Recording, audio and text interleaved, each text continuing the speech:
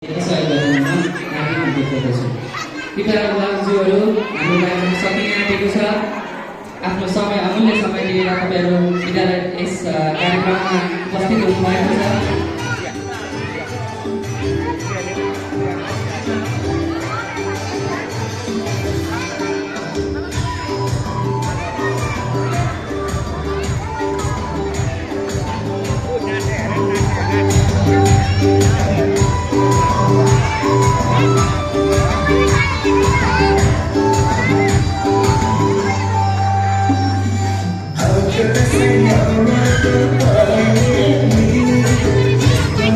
सबैले तालिदिएर समर्थन गर्नुहोला।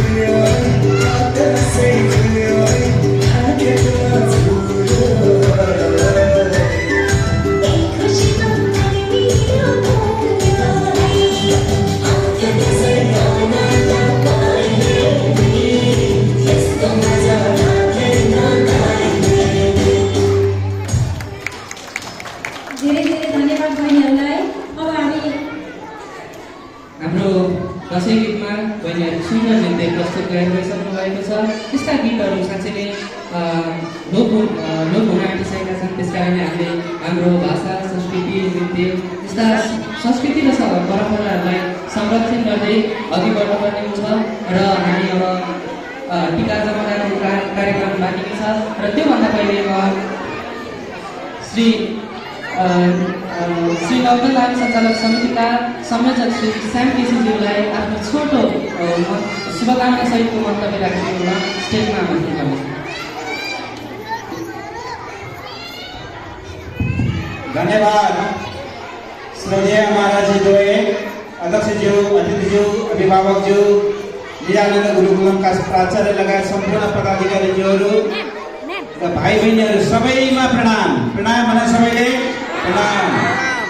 यो दसैँ तिहार र छठको अवसरमा आयोजित शुभकामना आदान प्रदान कार्यक्रम व्यवस्थापन गरेर निजानन्द गुरुकुलमले हाम्रो धर्म, संस्कृति, परम्पराको जगेर्ना गर्ने कार्यक्रम गर्नुभएकोमा हार्दिक धन्यवाद। नेपालमा विद्यालयहरू नभएर यो निजानन्द गुरुकुलम खोलिएको होइन।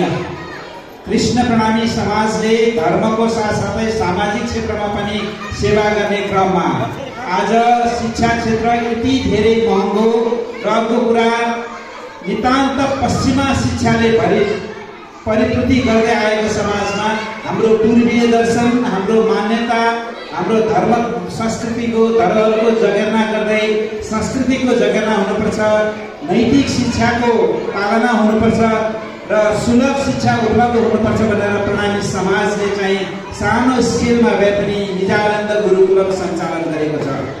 हामीले निःशुल्क शिक्षाको माध्यमबाट आज भौतिक शिक्षा अति नै उच्च हासिल गरे तापनि एउटा मनमा शान्ति छैन, एकले अर्काप्रति श्रद्धा समर्पण छैन, अभिभावकप्रति जिम्मेवारी छैन र समकालीन समस्याप्रति समभाव छैन। आजको समाज त्यस्तो भएर गएको अवस्थामा प्रणामी समाजले धर्मको साथसाथै शिक्षाको माध्यमबाट पनि यो समाजलाई सुन्दर बनाऊ, यो हाम्रो पूर्वीय दर्शन, हाम्रो संस्कृति परम्पराहरूको रक्षा गर्नुपर्छ भनेर निजानन्द गुरुकुलमको नामबाट सुरु गरेर आज हामी कक्षा 7 सम्म पुग्न सफल भएका छौँ।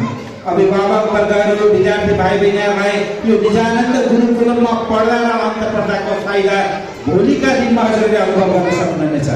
आज हाम्रा उच्च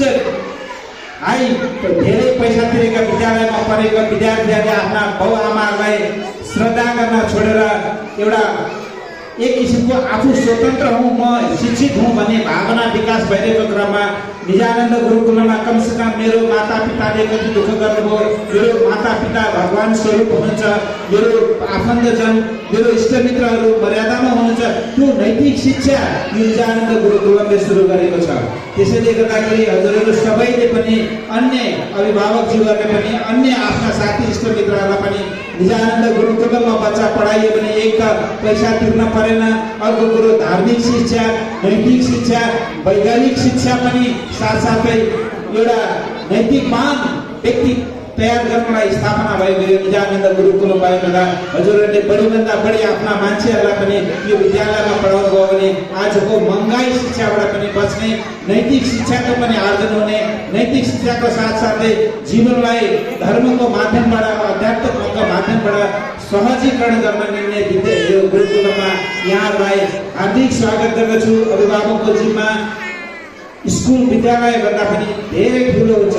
आफ्नो अभिभावकले आफ्नो बच्चाको केही धेरै गर्नुपर्ने भएको हुँदाखेरि विद्यालय परिवार र अभिभावक मिल्यो भने नै बच्चाको भविष्य राम्रो हुने भएको हुँदाखेरि कृष्ण प्रणामी समाजले त्यही उद्देश्यले एउटा राम्रो बच्चा, एउटा राम्रो व्यक्ति, एउटा राम्रो नागरिक उत्पादनको लागि निजानन्द गुरुकुलमको माध्यमबाट सेवा सुरु गरेको यहाँको अवगत नै छ।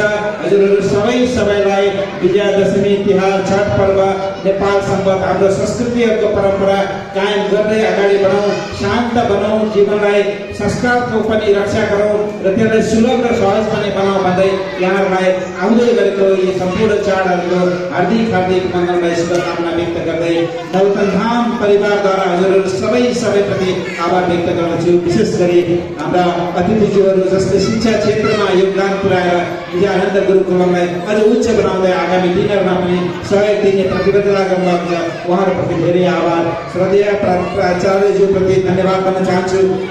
दुईटा विद्यालय समायोजन गर्दै अथवा एकले अर्काप्रति शिक्षालाई कसरी उन्नति गरेर लान सकिन्छ भन्ने किसिमको सुझाव र सल्लाह दिनुभएको छ, उहाँप्रति धेरै धन्यवाद भन्दै सबैप्रति विजयादशमी दीपावलीको हार्दिक शुभकामना व्यक्त गर्दै बिदा हुन्छु। प्रणाम। साँच्चै पनि हामीले सर्वसुलभ तरिकाले सर्वसुलभ होस् भनेर सम्पूर्ण अभिभावकहरूलाई जुन नैतिक शिक्षा दिने, संस्कारित शिक्षा दिन प्रेरणासहित हामी लागिरहेका छौँ भन्ने शुभभाव दिँदै दशहराको शुभकामना दिँदै गइसक्नु भएको छ। उहाँलाई पनि धेरै धन्यवाद दिन चाहन्छौँ। अब त्यसै गरी हामी कार्यक्रमको अन्तिममा आइसकेका छौँ र अन्तिममा हामीले सम्पूर्ण भाइ बहिनीहरू, त्यसै गरी अभिभावकज्यूहरू र सम्पूर्ण व्यक्तित्वहरूलाई दसैँको विशेष टीका जमरा ग्रहण गर्ने कार्यक्रम रहेको छ र यसमा सहजीकरण गरिदिनुमा सम्पूर्ण शिक्षक शिक्षिकाज्यूहरूलाई, सम्पूर्ण भाइ बहिनीहरूलाई तथा इच्छुक भएमा अभिभावकज्यूहरूलाई पनि लाइन लगाएर एउटा व्यवस्थित तरिकाले अगाडि राखिदिनु अनुरोध गर्दछु। साथै टीका जमराका लागि